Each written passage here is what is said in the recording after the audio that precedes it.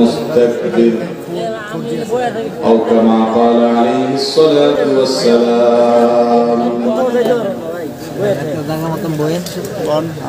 ঐতিহ্যবাহী লক্ষ্মীপুর জেলার রামগঞ্জ থানার অন্তর্গত দক্ষিণ হাজীপুর পাটোয়ারগাড়ি জামে মসজিদে আয়োজিত আজকের এই তাফসীরুল কোরআন মাহফিলের সম্মানিত সভাপতি, উপস্থিত উলামায়ে কেরাম এবং দূর দূরান্ত থেকে আগত আমার প্রাণপ্রিয় দ্বীনী ভাইয়েরা ও পর্দার আলেম মা বোনেরা, কোরআনে হাকীমের সূরাতুল ফুরকানের একটি আয়াত আমি তেলাওয়াত করেছি। সূরাতুল ফুরকানের ৬৩ নম্বর আয়াত থেকে নিয়ে ৭৭ নম্বর আয়াত পর্যন্ত এই কয়েকটি আয়াতকে সামনে রেখে এই আয়াতগুলোর সার নির্যাস আপনাদের সামনে পেশ করার চেষ্টা করব ইনশাআল্লাহ। এরপরে আপনাদের করা প্রশ্নগুলোর উত্তর আমরা যত অল্প সময় সম্ভব দেব। তারপরে ইনশাআল্লাহ আপনাদের সকলের প্রিয় হযরত মাওলানা শেখ আব্দুল হাই মোহাম্মদ সাইফুল্লাহ হাফিজাহুল্লাহ আলোচনা করবেন। সম্মানিত উপস্থিতি, আল্লাহ রাব্বুল আলামিন সূরা ফুরকানে বলেছেন, ওয়া ইবাদুর রহমানিল্লাযীনা ইয়ামশুনা আলাল আরদি হাওনা।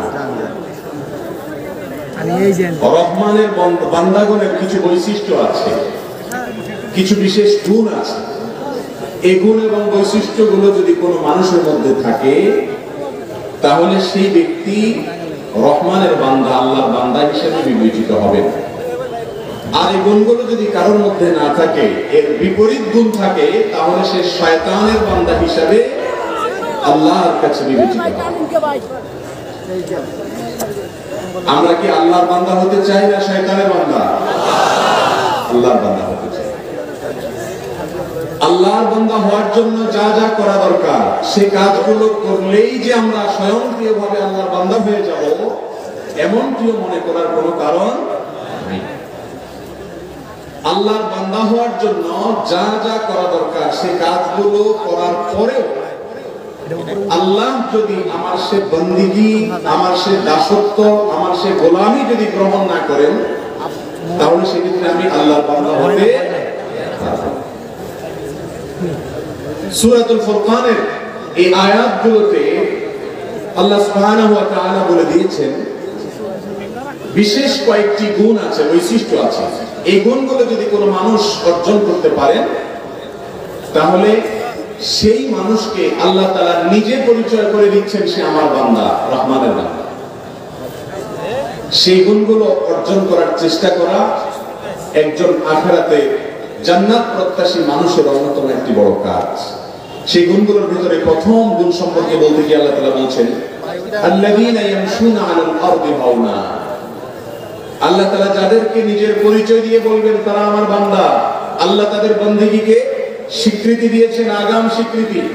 তাদের এক নম্বরের বৈশিষ্ট্য হলো তারা পৃথিবীতে যখন চলাফেরা করবে, সমাজে যখন বসবাস করবে, রাস্তাঘাটে যখন চলাফেরা করবে, তাদের চাল চলনে দম্ভ, অহংকার আর কোন প্রকার নিজের বড়ত্ব প্রকাশের মানসিকতা থাকবে। তারা পৃথিবীতে যখন চলাফেরা করবে, সমতল জায়গা দিয়ে যখন চলাফেরা করবে, অবনত মস্তকে বিনয়ী মানুষের মতো চলাফেরা করবে। আমাদের নবী সাল্লাল্লাহু আলাইহি সাল্লাম কিভাবে চলতেন এই সম্পর্কে তার শামাইলে বর্ণিত হয়েছে যে তিনি যখন সমতল কোন জায়গা দিয়ে চলতেন, কান্নাহু ইয়ানহাত্তু মিন ফাওক আও মিন সাবাব। নবী আলাইহিস সালাম যখন রাস্তা দিয়ে চলাফেরা করতেন তখন উপর থেকে, পাহাড় থেকে কেউ নামার সময় যেরকম তার মাথা ঝুঁকে থাকে, অবনত হয়ে থাকে, বিনয়ী মানুষের মতো থাকে, বুক টান টান করে অহংকারের মতো করে চলে না। রাসূল করিম সাল্লাল্লাহু আলাইহি সাল্লাম চলার সময় এইভাবে চলতেন। এখন কেউ যদি রাস্তাঘাটে খুব দম্ভভরে চলাফেরা করে, অহংকার প্রদর্শন করে, তার হাব ভাব দিয়ে, তার ক্ষমতার জোর দেখায়, তার গায়ের জোর দেখায়, তার পয়সার জোর দেখায়, এসব যদি তার চলনে বলনে প্রকাশ পায়, তাহলে এই ব্যক্তি শয়তানের বান্দা, রহমানের বান্দা। রহমানের বান্দা হওয়ার জন্য এক নম্বরের এই বৈশিষ্ট্যটা অর্জন করতে হবে, বিনয় থাকতে হবে। আল্লাহ রাব্বুল আলামিন আপনাকে পাওয়ার দিয়েছেন, আপনার অবস্থান দিয়েছেন, আপনাকে আল্লাহ তাআলা অনেক দিক থেকে স্বাবলম্বী করেছেন, মর্যাদাবান করেছেন।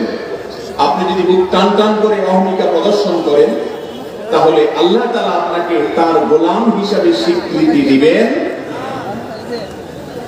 নবী আলাইহিস সালাম বলেছেন, আলা উখবিরুকুম বিআহলিল জান্নাহ, তোমাদেরকে কি আমি জান্নাতি লোকদের মার্কা বলে দিব না? কোন লোকগুলো জান্নাতে যাবে তাদের কিছু মার্কা আছে। তিনি নিজেই জবাব দিয়ে বলছেন যে কুল্লু দাঈফিন মুতাদাঈফ, ওই সমস্ত মানুষেরা যারা দুর্বল,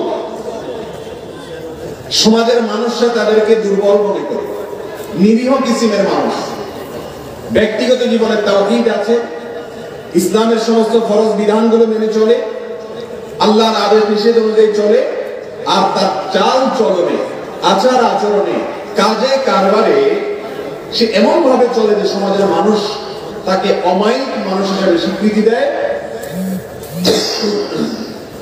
এবং ওই ব্যক্তিকে নিরীহ মানুষ মনে করে। এটা হলো জান্নাতি লোকদের একটা মার্কা।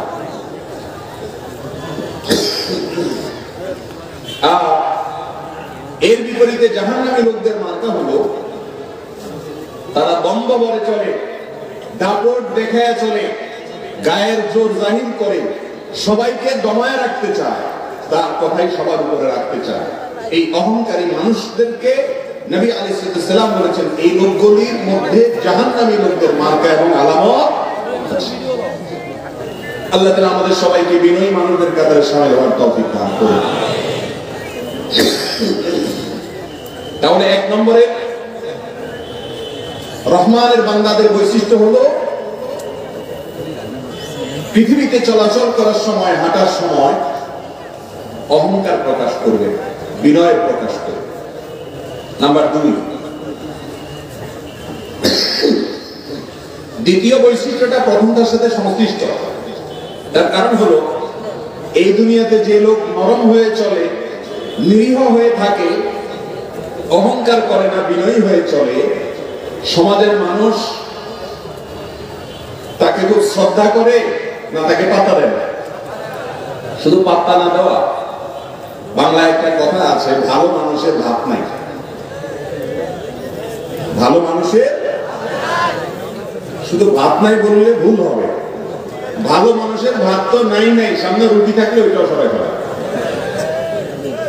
তুমি ভালো কেন হইলা? ভাত তো নাই, রুটিও দেবো না। এই হলো ভালো মানুষের অবস্থা। আল্লাহ রাব্বুল আলামিন বলেছেন রহমানের বান্দা হতে হলে ভালো মানুষ হতে হবে, অমায়িক মানুষ হতে হবে, বিনয়ী মানুষ হতে হবে, অহংকার করা যাবে না। বিশেষ করে আমার যুবক ভাইরা, আপনাদেরকে বলছি, যখন 3-4 জন বন্ধু মিলে মোটরসাইকেল বা বাইক নিয়ে রাস্তায় চলাফেরা করেন, পেছন থেকে যতই হর্ন বাজাক প্রাইভেট কার, বাসওয়ালা সাইড দিতে চান না, ঠিক না বেঠিক? একা যখন যান তখন রিকশাওয়ালা বেল বাজাইলেও সাইড দিয়ে দেয়, আর যখন বন্ধু-বান্ধবের সাথে 8-10 জন থাকে তখন কি হনুর একটা ভাব চলে আসে, কি আসে না? এর নাম হলো অহংকার। এর নাম কি? অহংকার। হোটেলে যখন বসেন, একা একা চার অর্ডার দিলে, একা একা থাকলে নেসিয়াতে বলেন ভাই এক কাপ চা দেন। আর 4-5 বন্ধু মিলে বসলে শরীরটা একটু গরম গরম মনে হয়, তখন আর এটা বলেন না যে এক কাপ চা, জানিয়ে মানুষ চোখে দেখোস না, কথা বলেছে বলেছে। এরকম মোটে যুবকরা কথা বলেন কি বলেন না? ও যুবক ভাই আমার, যে আল্লাহ আপনাকে এই যৌবনের শক্তি দিয়েছেন, ওই আল্লাহ রাব্বুল আলামিন আপনাকে একদিন দুর্বল করবে কি করবে না? এই জন্য জান্নাতি লোক কখনো অহংকার করতে পারে না।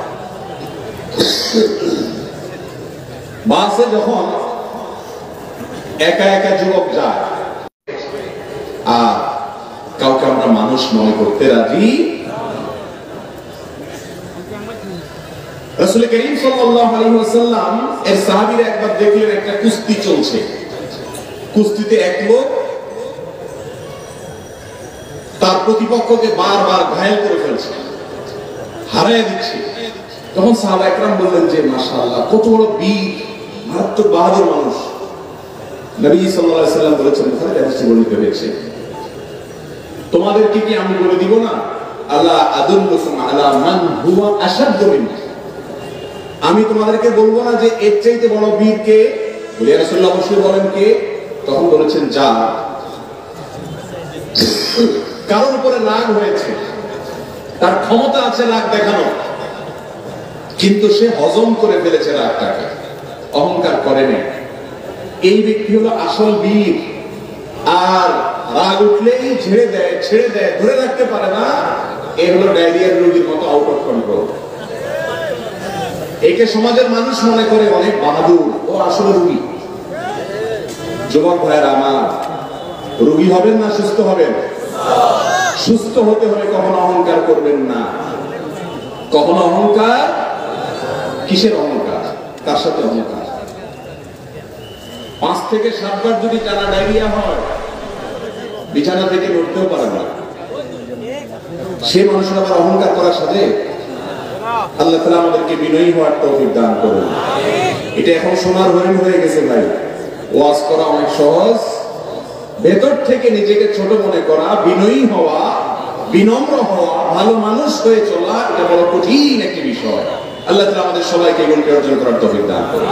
তো যেই কথাটি বলছিলাম, আপনি রহমানের বান্দা হতে গিয়া, আল্লাহর খাঁটি বান্দা হতে গিয়া যখন বিনয়ী হবেন, নরম হবেন, ভালো মানুষ হবেন, তখন আপনার ভাত তো থাকবে না, রুটিও থাকবে না, আপনার ঘাড়ের উপরে এসে সবাই বসবে, ঠিক না ঠিক? তখন আপনার জন্য দ্বিতীয় প্রশ্ন, দ্বিতীয় অ্যাসিড টেস্ট, সেটা কি? আপনি এবার কি করেন? আল্লাহ রাব্বুল আলামিন সেজন্য দ্বিতীয় বৈশিষ্ট্য বলেছেন, وَإِذَا خَاطَبَهُمُ الْجَاهِلُونَ قَالُوا سَلَامًا। রহমানের বান্দাদের বৈশিষ্ট্য হলো তারা বিনয়ী হয়ে দুনিয়াতে থাকে, আর বিনয়ী হয়ে চলতে গিয়ে দুনিয়াতে বহু মানুষের তুচ্ছ-তাচ্ছিল্য, হেয় প্রতিপন্ন করা, ওই যে ভাত রুটি সব সরায় নেওয়া, ষড়যন্ত্র করা, শত্রুতা করা, তার ক্ষতি করা, এগুলোর পেছনে মানুষ লেগে যাবে। যখন সেই কাজগুলো মানুষ করবে, তখন সে তাদের সাথে পাল্টা জবাব দিবে না, বরং মূর্খ, ঝগড়াতে, ফিতনাবাজ এবং দুষ্ট লোকদের দুষ্টামির বিপরীতে সে বলবে সালামা, অর্থাৎ এড়িয়ে যাবে, সেগুলোকে অ্যাভয়েড করে চলবে, এবং খারাপ মানুষদেরকে কখনো প্রশ্রয় দিবে না এবং তাদের কথার জবাব দিতে যাবে। এটা হলো রহমানের বান্দাদের দ্বিতীয় বৈশিষ্ট্য। আজকাল তো আমাদের অবস্থা এমন, কেউ আমাদেরকে একটা কথা বলবে আর পার পেয়ে যাবে, এটা কোনোদিনই সম্ভব। সামনে বলতে না পারলে পেছনে দিয়ে অন্তত একটা মনে মনে হলো গালি দিয়ে দেয়, ঠিক না ঠিক? যে তোর সামনে বলতে পারলাম না, তো পিছনে এসে একা একা একটা গালি দিয়ে মনের ঝাল মিঠা না। রহমানের বান্দার বৈশিষ্ট্য এটা না।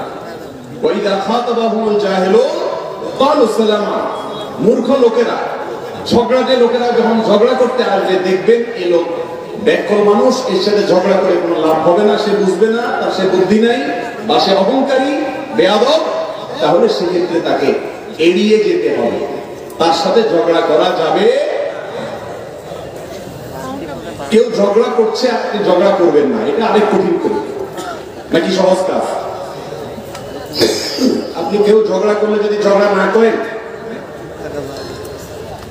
সবাই বলবে ব্যাপার কি, এই শরীরে মহা রক্ত মাংস কিছু শয়তান ফুসলাবে। কিন্তু মাথা ঠান্ডা রেখে আল্লাহকে খুশি করার জন্য মূর্খ মানুষদের জবাবে কোনো কথা না বলে বিনয়ের সাথে এড়িয়ে যেতে হবে। এটা হলো রহমানের বান্দাদের দ্বিতীয় বৈশিষ্ট্য। নাম্বার 3, রহমানের বান্দাদের 3 নম্বর বৈশিষ্ট্য হলো ওয়াল্লাযীনা ইয়াবিতুনা লিরাব্বিহিম সুজদান ওয়া কিয়ামা। যারা রাতের বেলায় ভোর রাতে উঠে তাহাজ্জুদের নামাজ পড়ে, দাঁড়িয়ে যায় আল্লাহর প্রশংসা করার জন্য, সিজদায় লুটিয়ে যায় আল্লাহর নৈকট্য অর্জন করবার জন্য। এটা হলো আল্লাহর প্রিয় বান্দা, রহমানের বান্দাদের 3 নম্বর বৈশিষ্ট্য। কোন এক সালাফ বলেছেন, যে লোক ভোর রাতে উঠে বা তাহাজ্জুদের নামাজ আদায় করে না, এই লোক মুত্তাকি হতেই পারে না। মুত্তাকির জন্য তাহাজ্জুদের নামাজটা অবশ্যম্ভাবী বিষয়। আল্লাহর প্রিয় বান্দা হতে হলে, নেককার হতে হলে, আল্লাহর ওলি হতে হলে, ভালো মানুষ হতে হলে তাহাজ্জুদের কোনো বিকল্প নাই। আজকাল আমাদের তাহাজ্জুদ তো দূরের কথা, অনেক ভালো ভালো প্র্যাকটিসিং মুসলিম ভাইয়েরা আমরা ফজরের নামাজও পড়তে ঠিক না ঠিক। এর কারণ হলো রাতে এশার পরে আমাদের 12টা 1টা পর্যন্ত মোবাইলে আমরা ব্যস্ত থাকি, মোবাইলের মুনাজাতে থাকি, মোবাইলের মুনাজাত দেখতে দেখতে দেখতে মোবাইল ঘুমের চোটে যদি মুখের উপরে ভেঙে পড়ে, তারপরে যে মোবাইলটা রাখি। শহর কি গ্রাম, সর্বত্র রাত 12টা 1টা যদি শুন আপনি, তাহাজ্জুদ তো দূরের কথা, ফজরের নামাজের সময় আপনার ঘুম ভাঙার কথা। এই যে ওয়াজ করছি আমরা রাত জেগে, এটাও তো সুন্নাহ বিরোধী কাজ। রাসূল করিম সাল্লাল্লাহু আলাইহি সাল্লাম এশার পরে কথা বলা পছন্দ করতেন না। দ্বীনের কথা, ইসলামের কথাও আগে আগে বলে শেষ করতে হবে, এশার নামাজের পর শুয়ে যেতে হবে। স্বামী স্ত্রীর কথোপকথন ছাড়া এশার পরে আর কোনো কথা প্রশংসনীয়। কিন্তু আমাদের দেশে ওয়াজ মাহফিল জমেই এশার পর, শুধু ওয়াজ মাহফিল, টেলিভিশন প্রোগ্রাম বলেন, বাসা বাড়িতে যে সমস্ত টকশো গুলো হয় আমাদের ড্রয়িং রুমে, টেলিভিশন রুমে, এই সব জমে কখন? এশার পর। ভাইরা আমার, আল্লাহ তাআলার প্রিয় বান্দা হওয়ার জন্য তাহাজ্জুদের নামাজের কোনো বিকল্প নেই। যে ব্যক্তি তাহাজ্জুদের নামাজ পড়ে, আল্লাহ রাব্বুল আলামিনের সাথে তার একটা নিবিড় এবং গভীরতম সম্পর্ক তৈরি হয়। একটা দিন তাহাজ্জুদ পড়ে দেখেন, সন্ধ্যা রাত্রে তাড়াতাড়ি শুয়ে পড়েন এশা পড়ে, এরপরে তাহাজ্জুদের সময় উঠে যান, 2-4 রাকাত নামাজ পড়ে আল্লাহর সাথে একটু কথা বলেন, দোয়া করেন। আল্লাহ তাআলা বান্দার সবচেয়ে নিকটবর্তী হয়ে যান ভোর রাতের সময়টাতে। দুনিয়ার আসমানে এসে আল্লাহ তাআলা ডেকে ডেকে বলেন, বান্দা আছো কি কেউ ক্ষমা প্রার্থনা করে, আমি ক্ষমা করব? আছো কি কেউ আমার কাছে কিছু চাইবে, আমি দেব? আল্লাহ ডেকে ডেকে আগাম আমাদেরকে ক্ষমার কথা বলেন। ভাইরা আমার, তাহাজ্জুদের নামাজ যদি কোনোদিন পড়তে পারেন, দেখবেন সারাদিন আপনার আনন্দভাবে কাটবে। একটা পবিত্রতম অনুভূতি আপনার মধ্যে জাগ্রত হবে, যেটা অন্য কোনো ইবাদতের মাধ্যমে হবে। তাহাজ্জুদ পড়ার পরে আপনি দিনে বের হয়েছে, কোনো বিপদ হয়েছে, সুবিধা অসুবিধা হয়েছে, সঙ্গে সঙ্গে আপনার মনে হবে, আমি তো ভোর রাত্রে মালিকের সাথে কথা বলেছিলাম, মালিকের সাথে আমার একটা একান্ত সম্পর্ক আছে যেটা সবাই নেই। সবাই যখন ঘুমিয়েছিল তখন আমি মালিকের সাথে একটা বিশেষ আলাপ করেছিলাম, তার সাথে আমার একটা স্পেশাল সম্পর্ক আছে, একটা স্পেশাল রিলেশন আছে। আমি তার খাস বান্দা, ইবাদুর রহমান, রহমানের বান্দা, কারণ আমি তাহাজ্জুদ করেছি। আল্লাহ তাআলা আমাদেরকে তাহাজ্জুদের নামাজ পড়ার অভ্যাস গড়ে তোলার তৌফিক দান করুন। এই আয়াত থেকে বোঝা গেল, আল্লাহর প্রিয় বান্দা হতে হলে, রহমানের বান্দা হতে হলে তাহাজ্জুদ পড়তে হবে। তাহলে তো 5 ওয়াক্তের ব্যাপারে খুব বেশি গুরুত্ব না দিলেও চলবে, তাই না? তাহাজ্জুদ পড়াটা যদি আল্লাহর প্রিয় বান্দা হওয়ার জন্য পূর্ব শর্ত হয়, তাহলে 5 ওয়াক্ত নামাজ তো অবশ্যই পড়তে হবে, সেটা তো বলাই বাহুল্য, ঠিক না বেঠিক? আল্লাহ তাআলা আমাদেরকে এই গুণটি অর্জন করার তৌফিক দান করুন। এখন অনেক ভালো ভালো মানুষদের কাছ থেকে তাহাজ্জুদ হারিয়ে গেছে। ফেসবুক আসার পর থেকে আর তাহাজ্জুদের নামাজ, ভালো ভালো মানুষ যে তাহাজ্জুদ পড়তো তার তাহাজ্জুদের নামাজও নিয়ে গেছে ফেসবুকে, ইউটিউবে, ঘন্টাকে ঘন্টা সেখানে ডুবে থাকে, কোনো কাজ নাই, তারপরেও হাতে দিতে। আর এমন এক রোগ, ফেসবুক স্ক্রলিং এর কোনো এন্ডিং আছে? মোবাইলটা হাতে নিয়ে যে এভাবে টানতে থাকেন আঙ্গুল দিয়ে, এই টানার কোনো শেষ আছে? নেট দুর্বল হয়ে গোল হয়ে ঘুরতে থাকে। তার মানে তুমি অপেক্ষা করো, তোমার জন্য আরো আইটেম আছে, কোথাও যায় না, ঠিক না বেঠিক? ইউটিউব বলেন, ফেসবুক বলেন, কাহিনী এই। যুব সমাজ সহ সকল স্তরের মানুষের ধ্বংসের এক বড় কারণ হয়ে দাঁড়িয়েছে আর সোশ্যাল মিডিয়া এডিকশন। এটা নেশা। আল্লাহ তাআলা আমাদেরকে নেশা থেকে হেফাজতে থাকার তৌফিক দান করুন।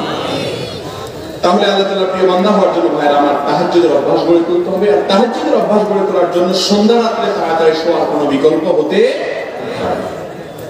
নাম্বার 4,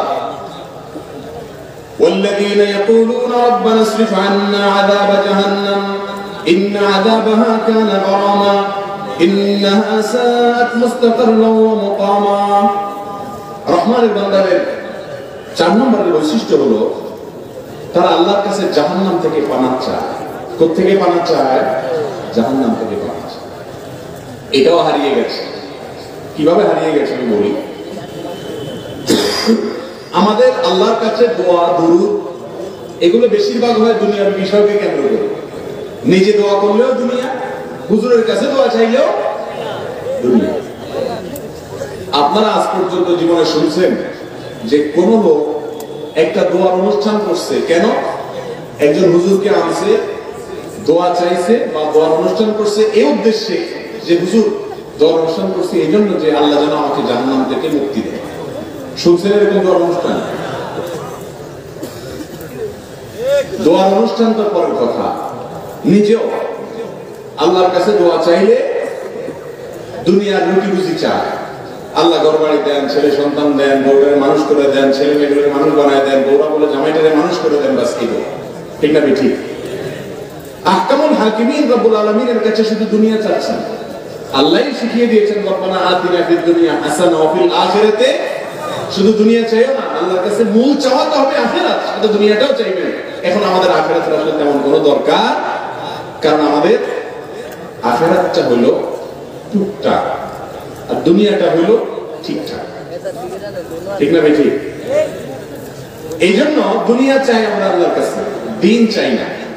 অনেক মাজারে মানুষ যায়, মাজারে যায় যদি কিছু চায় সেটা শিরক, সেটা আল্লাহর সঙ্গে কি করা হয় তাতে?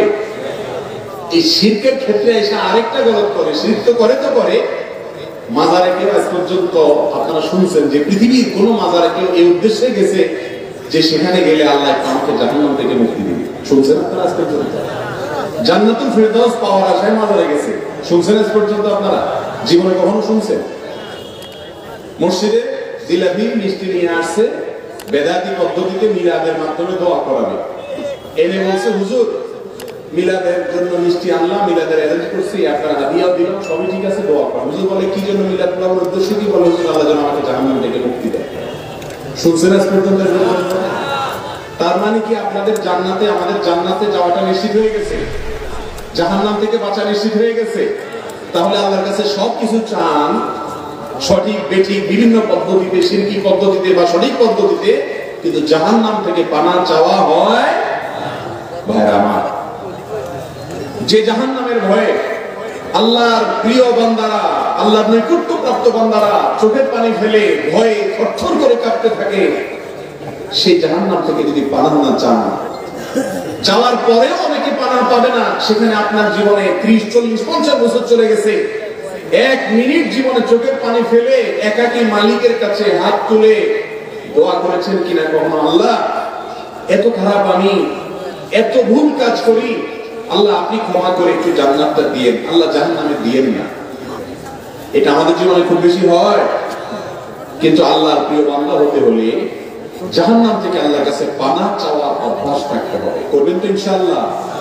একাকী যখন রাস্তায় চলবেন, আল্লাহর সাথে কথা বলবেন, আল্লাহর সাথে কথা বলার যে ইন্টারেস্ট ভাইরা, যে স্বাদ আল্লাহর সাথে কথা বলা, নিজের স্ত্রীর সাথে অনলাইনে চ্যাট করে কথা বলে, প্রিয়জনের সাথে কথা বলে, ছেলে মেয়ের সাথে কথা বলে, আপনজনের সাথে কথা বলে সেই স্বাদ নাই মালিকের সাথে কথা বললে যে স্বাদ পাওয়া যায়। একা একা যখন রাস্তা দিয়ে যাবেন, একটু আল্লাহর সাথে মনে মনে কথা বলবেন, আল্লাহ মনের ভাষাও বুঝেন, মালিক মাফ করে দিয়ে। জাহান্নামের আযাব অনেক ভয়াবহ, ইন্নাহা সাআত মুস্তাকাররা ওয়া মুকামা, অনেক খারাপ জায়গা। আল্লাহ আমি আপনার কাছে পানাহ চাই, করবেন তো ইনশাআল্লাহ? রহমানের বান্দা হতে হলে, আল্লাহর প্রিয় বান্দা হতে হলে তাদের এই কাজটা করতে হবে, জাহান্নাম থেকে পানাহ চাইতে হবে। 4 নম্বর কাজ। নাম্বার 5, والذين إذا أنفقوا لم يسرفوا ولم يقتروا وكان بين ذلك قواما। জান্নাতি লোকদের আরেকটা বৈশিষ্ট্য, ইবাদুর রহমান, রহমানের বান্দাদের, যাদেরকে আল্লাহ নিজের বান্দা বলে নিজে পরিচয় দিয়েছেন, সেই গর্বিত মানুষদের আরেকটা বৈশিষ্ট্য হলো তারা যখন খরচ খরচা করে, টাকা পয়সা খরচ করে, অপব্যয় করে না, আবার কৃপণতাও। আমাদের সমাজে আজকাল দেখবেন মানুষের দিনকাল ভালো। মুরব্বী চাচাদেরকে জিজ্ঞাসা করবেন 20-40 বছর আগে কোন রকম ভাত তরকারিটা জোগাড় করতে কষ্ট হয়ে গেছে, আর আজকাল আমাদের দিনকাল এত বেশি ভালো যে এখন বার্থডের জন্য হাজার হাজার লক্ষ লক্ষ টাকা খরচ করে। ঠিক না ঠিক? আকিকার নামে অনুষ্ঠান করতে গিয়ে লক্ষ লক্ষ টাকা খরচ করে, বিবাহ বার্ষিকীর নামে অনুষ্ঠান করতে গিয়ে লক্ষ লক্ষ টাকা খরচ করে। যেই দেশে এখনো শীতের কষ্টে গরিব কাঁপে, উত্তরবঙ্গের কোন কোন এলাকাতে শীতের কষ্টে মানুষ মারা পর্যন্ত যায়, সেই দেশে মুসলমানের সন্তান তথাকথিত বিবাহ বার্ষিকী, তথাকথিত জন্মদিবস ইহুদি খ্রিস্টানদের পদ্ধতিতে করতে গিয়ে লক্ষ লক্ষ টাকা নষ্ট করে। হালাল কাজে, দরকারি কাজেও যদি কেউ অতিরিক্ত খরচ করে, অপচয় করে, অপব্যয় করে, আল্লাহ রাব্বুল আলামিনের কাছে কিয়ামতের দিন জবাবদিহি করতে হবে, কি হবে না? অতএব ভাইরা আমার, এই অপচয়কারী কখনো আল্লাহর প্রিয় মানুষ হতে, আবার কৃপণতা যে করে সেও আল্লাহর প্রিয় বান্দা হতে পারে না। যেন আল্লাহর প্রিয় মানুষ হতে হলে, রহমানের বান্দা হতে হলে অপচয়, অপব্যয় এবং কৃপণতা দুইটাকে বাদ দিয়ে ব্যয়ের ক্ষেত্রে সব সময় একজন মুসলমানকে মিতব্যয়ী হতে হবে। যতটুকু দরকার ততটুকু খরচ করতে হবে। আল্লাহ তাআলা আমাদেরকে তৌফিক দান করুন। আজকাল তো ছেলে মেয়ে যদি কিছু বলে, বইয়ে যদি কিছু বলে, জামা একটার জায়গায় 5টা হলো, আমরা কি এই চিন্তা করি না কিয়ামতের দিন কয়েকটা প্রশ্নের জবাব দেওয়া ছাড়া পাওনা আনার ক্ষমতা কারোর থাকবে না। তার ভিতরে একটা হলো সম্পদ সম্পর্কে আল্লাহ জিজ্ঞাসা করবেন, মান মালিহি মিন আইনা ইকতাসাবাহু ওয়া ফীমা আনফাক। সম্পদ কোত্থেকে খরচ করেছেন, কোথায় খরচ করেছেন, মালিকের কাছে প্রতিটি বিষয়ে জবাবদিহি করা লাগবে কি লাগবে না? অতএব অপচয় করবেন না। শীতের কাপড় আছে ছেলের, আরেকটা কিনছেন, যে পুরানটা কিভাবে করি, একটা গত বছর পড়েছে, এই বছর আবার কিভাবে করি, অথচ আপনার আশেপাশের মানুষ শীতে কাঁপছে, কনকনে শীতে। এই জন্য একজন মুসলমানকে আগে একজন মানুষ হতে হয়। ভালো মানুষ না হলে কখনো ভালো মুসলমান হওয়া যায় না। নবীজি বলেছেন, আহাব্বুন নাসি ইলাল্লাহি আনফাহুম লিন-নাস, মানুষের মধ্যে আল্লাহর কাছে সবচেয়ে প্রিয় মানুষ সে যে মানুষের উপকারে সবচেয়ে বেশি আসে, মানুষের কল্যাণে যে বেশি নিজেকে নিয়োজিত করে রাখে। আল্লাহ তাআলা আমাদের সবাইকে পরোপকারী মানুষ হওয়ার তৌফিক দান করুন। মানুষের উপকারে আমরা কাজ করব, স্বার্থপর হব না। এই পৃথিবীটা এখন ভোগবাদিতার সময় চলছে, সবাই নিজের ভোগের কথা চিন্তা করে, মানুষের কথা চিন্তা করে না। রহমানের বান্দা হতে হলে অপচয়, কৃপণতা কোনোটাই করা যায় না, মিতব্যয়ী হতে হয়, হিসেব করে চলতে হয়, মানুষের কল্যাণার্থে কাজ করতে হয়। আল্লাহ তাআলা আমাদেরকে এই গুণটি অর্জন করার তৌফিক দান করুন। নাম্বার 6, ওয়াল্লাযীনা লা ইয়াদউনা মা'আল্লাহি ইলাহান আখার, রহমানের বান্দারা কখনো শিরিক করতে পারে না। রহমানের বান্দারা কখনো শিরিক করতে, তারা মনে করে সকল কিছুর ক্ষমতা একমাত্র সংরক্ষণ করেন স্বয়ং রব্বুল আলামিন। দোয়া করে তারা আল্লাহর কাছে, ইবাদত করে কার? আল্লাহ। আজকাল অনেক হুজুরদেরকেও দেখা যায়, গতকালকে একটা ভিডিও ক্লিপে শুনছিলাম, এক হুজুর ওয়াজ করতেছেন যে কোন জায়গা থেকে বরযাত্রী আসছে জাহাজে করে, জাহাজে করে বলে বরযাত্রী যায়। যাই হোক, সেই বরযাত্রী নিয়ে জাহাজ ডুবে গেছে, 12 বছর পানির নিচে ডুবে শেষ। 12 বছর পরে কোন ওলি আল্লাহকে বলছে যে এগুলো উঠায় দাও। আল্লাহ বলে, কেমনে উঠাবো, 12 বছর হয়ে গেছে। তো আল্লাহর ওলি বলে, আল্লাহর ওলি নাকি বলতেছে যে আল্লাহ আমার কথা যদি শুনো ভালো কথা, না শুনলে তোমার 3টা গোবর ফাঁস করে দেবে। সুবহানাল্লাহ বলবেন না নাউজুবিল্লাহ বলবেন? সুর দিয়ে বললে অবশ্য সুবহানাল্লাহ বলে ফেলতে পারতেন।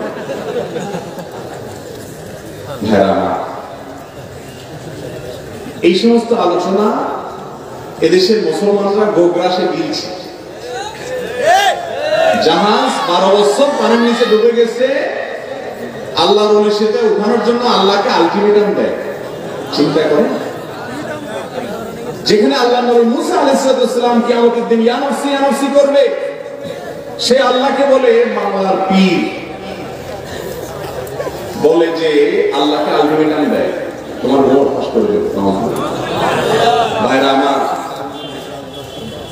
এই জাতীয় শিরকি কথাবার্তা অহরহ এদেশে ছড়াছড়ি হচ্ছে। আমরা শিরকের মধ্যে নিমজ্জিত। রহমানের বান্দা তার তাওহীদটাকে মজবুত করবে। তাওহীদের ক্ষেত্রে কোনো ছাড় হবে, তাওহীদের ক্ষেত্রে কোনো কম্প্রোমাইজ চলবে না, শিরকের ধারে কাছে যাওয়া যাবে না, তাহলে সে কখনো মুসলমানই হতে পারবে না। রহমানের বান্দা হওয়া তো অনেক পরের কথা, আল্লাহর প্রিয় মানুষ কত অনেক পরের কথা। আরেকজনে শুনছিলাম আরেক গাঁজাখড়ি গল্প, আষাঢ়ে গল্প বলতেছে যে কোন লোক